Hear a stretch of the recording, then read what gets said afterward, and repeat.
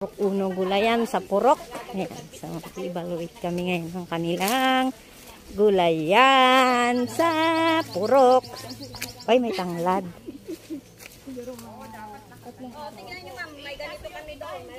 Ayan, sumunod naman kayo doon sa lilim. Huwag naman kayo sa lilim, nandito lang tayo sa lilim. Bumilad-bilad naman kayo. Yung kabilator dyan mamaya. Oh, yung bumilad-bilad naman kayo, aba. Ma'am, yung individual daw po, titignan nyo. Sige po. So, nakaisa na kami ng purok. Ayun yun. Asan? May aircon. Ayan ba? Okay, welcome purok uno. Yan, dito kami ngayon mag-evaluate ng purok-purok. Okay na po. Mayroon pa doon? Baka may gulayan pa doon. Ayan. May gulayan sa purok. Hanggang dyan yung ano talagang sila ni Mami. Kaya lang ano siya.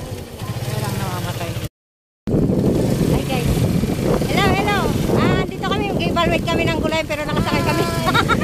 Mag-evaluate kami ng purok pero nakasakay kami. Oo naman. At saka Medyo malayo-layo ang purok. Kaya dito kami nakasakay sa purok. Dito kami sa San Leonardo. Nandito pala kami sa purok. Combination na ganda. oh, yan. Ayan yung purok boundary nila. Purok dos na. Yung nilang purok boundary. Ayan yung border oh, yan oh, nakalagay sa yan, ayun, yun. Nasa loob. Makamay damang.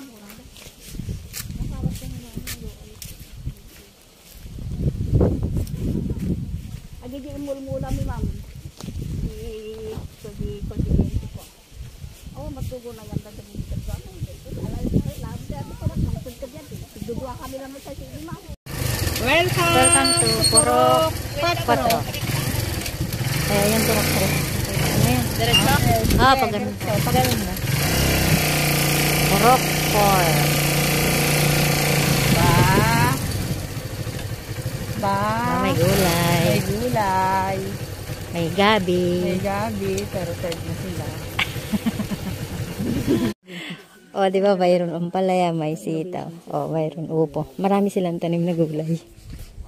O, di ba? Oo, kalayout. O, tingnan mo, o. Mayroon magkahibang isang ano. Ay, ganun ba? Ay, ganun ba?